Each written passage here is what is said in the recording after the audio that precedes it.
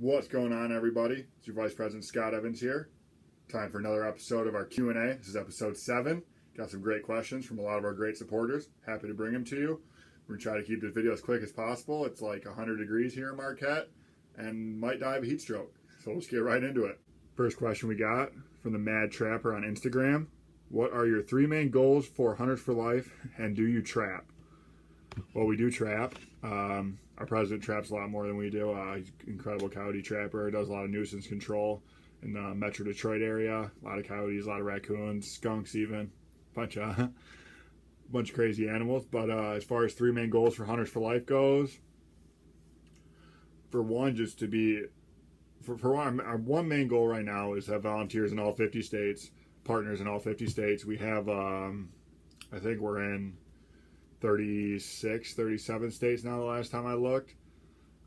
Aside from that, is main goal right now, raise $1 million in donations, do a lot of good with $1 million, and another main goal just to help everybody that needs our help.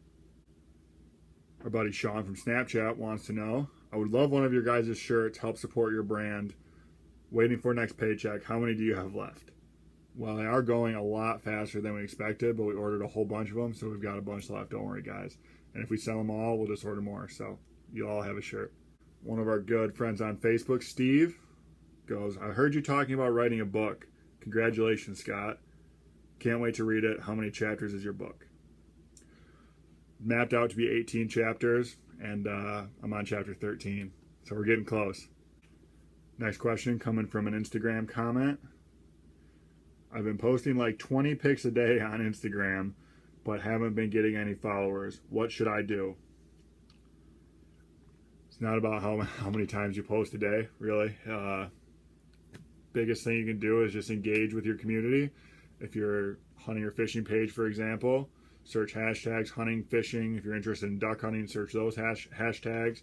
Just comment on people's pictures, ask them a question, build relationships. And eventually, you're not only going to get followers, but you're going to get good, valuable followers. This one's pretty good. The Polka Sitter off of Instagram wants to know, here's a question for your stupid videos. How do you hunters look at yourselves in the mirror? Just like this. Wake up every day, happy about living, happy about being able to get up in the morning, and happy about, giving back to society, and just blessed that we have another day to have a great time in the outdoors. So thank you for that question. Snapchat Kings wants to know, we have 3 different Snapchat accounts that we run. Do you recommend that we just go to one? That's a good question. Well, we have 2 Instagrams, 2 Facebook pages, YouTube channel, and 1 Snapchat. So 6 accounts total. And I mean, just that is quite a handful, especially being a full-time college student. But I mean, if you guys can respond within a relatively quick fashion to all 3 Snapchat accounts, if you can post valuable content to all 3 without one slipping and one overpowering or whatever, go for it. But if you're just getting started, I would recommend going with 1. Our buddy Keegan on Snapchat wants to know, do you do any fly fishing? I have been fly fishing. Have caught fish, a couple brook trout and a whole bunch of suckers.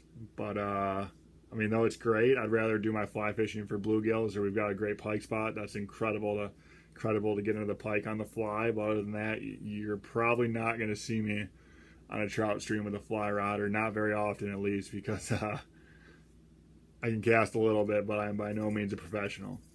Our friend Heidi on Instagram wants to know, can't wait to read your first book. Are you planning on writing more? That's a great question. That's kind of one of the reasons we're doing these videos, actually, is not only to engage with you guys and help answer your questions. I appreciate you guys reaching out for the support, and we got you. But one of the reasons we're doing this book is one of our big mentors, Gary Vaynerchuk, Gary V. If you guys don't know him, for sure check him out. He just released his last book. I think it's either like 5th or 6th book, but he said this is his best one yet, and it was named, the book was Ask Gary. He basically is, this social media guru, great entrepreneur, and did the same thing, opened it up to his community, had them ask questions, and filter the questions, and put them into a book. So that'll probably be our 2nd book. I don't think I'll have time to squeeze another one in between those. So yeah, this will probably be our second one. The Lead Slinger wants to know, I just went bow fishing for the first time. Have you ever been? Not as much as we used to, but I started bow fishing when I was probably like 8, 9 years old. I started out with a little like 30-pound Fredbear recurve.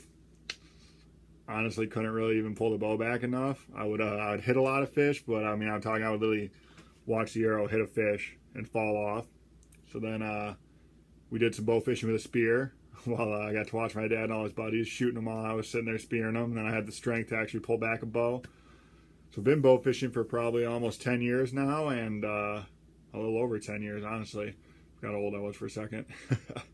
But yeah, probably one of my favorite sports. Sadly, we don't have a carp population up here in the northern Upper Peninsula.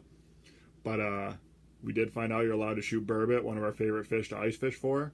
So you're going to see some videos of us going out to Munising Bay this winter, cutting a hole in the ice, and trying to shoot a burbot through the ice.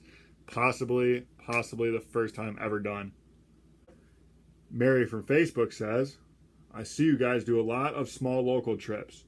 What are some of the bigger trips you have planned? It's a great question, Mary.